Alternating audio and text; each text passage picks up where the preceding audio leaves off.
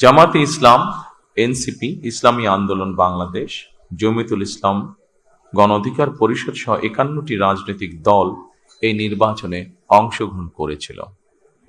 জাতীয় নির্বাচনে অংশগ্রহণকারী প্রতিটি রাজনৈতিক দলকেও আন্তরিক অভিনন্দন জানাই। গণতান্ত্রিক রাষ্ট্র এবং রাজনীতিতে রাজনৈতিক দলগুলো মূলত গণতন্ত্রের বাতিঘর। সরকার এবং বিরোধী দল যে যার অবস্থান থেকে দায়িত্বশীল ভূমিকা পালন করলে অবশ্যই দেশে গণতন্ত্র প্রাতিষ্ঠানিক রূপ পাবে বলে আমরা দৃঢ়ভাবে বিশ্বাসী।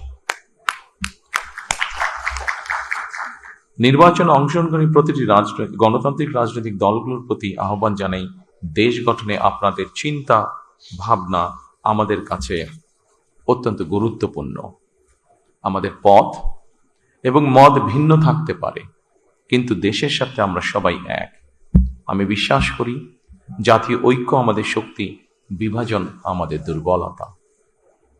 প্রিয় দেশবাসী, জনমনে সৃষ্ট সকল সংশয় কাটিয়ে শেষ পর্যন্ত দেশে শান্তিপূর্ণভাবে একটি অবাধ, সুষ্ঠু এবং নিরপেক্ষ নির্বাচন অনুষ্ঠিত হয়েছে।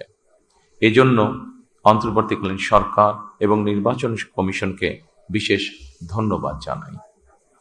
জনগণের প্রত্যাশিত এই নির্বাচন অনুষ্ঠানের জন্য গণতন্ত্রের ইতিহাসে আপনাদের অবদান স্মরণীয় হয়ে থাকবে। নিরপেক্ষ নির্বাচন অনুষ্ঠানের সঙ্গে সংশ্লিষ্ট বিচারিক কর্মকর্তা, জনপ্রশাসন, সশস্ত্র বাহিনী এবং আইন শৃঙ্খলা বাহিনীর সকল কর্মকর্তা, সদস্য এবং রিটার্নিং অফিসার, সহকারী রিটার্নিং অফিসার, প্রিজাইডিং অফিসার, সহকারী প্রিজাইডিং অফিসার এবং পোলিং অফিসার সহ সংশ্লিষ্ট ব্যক্তিবর্গ, আপনাদের আন্তরিকতা এবং দায়িত্বশীল ভূমিকা ছাড়া অবাধ এবং সুষ্ঠু নির্বাচন সম্ভব হতো না। আপনাদেরকে অসংখ্য ধন্যবাদ।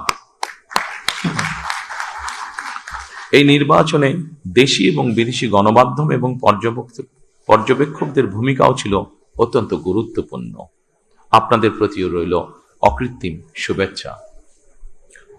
৭১-এর স্বাধীনতা অর্জনের যুদ্ধ থেকে ২০২৪ সালে দেশ এবং জনগণের স্বাধীনতা রক্ষার যুদ্ধ, এই দীর্ঘ সময় দেশ গণতন্ত্র প্রতিষ্ঠার আন্দোলনে যারা শহীদ হয়েছেন, হতাহত হয়েছেন, যাদের রক্ত মাড়িয়ে কষ্টের সিঁড়ি বেয়ে আজকের এই গণতান্ত্রিক বাংলাদেশ, সেই সকল বীর শহীদদের প্রতি জানাই গভীর শ্রদ্ধা। মহান আল্লাহ দরবারে তাদের মাগফিরাত কামনা করছে। যারা মানুষের গণ অধিকার প্রতিষ্ঠার সংগ্রামে প্রাণ দিয়েছেন, হতাহত হয়েছেন, দেশের গণতান্ত্রিকামী জনগণ আপনাদের ভূমিকাকে গভীর শ্রদ্ধার সঙ্গে স্মরণ করবে ইনশাআল্লাহ।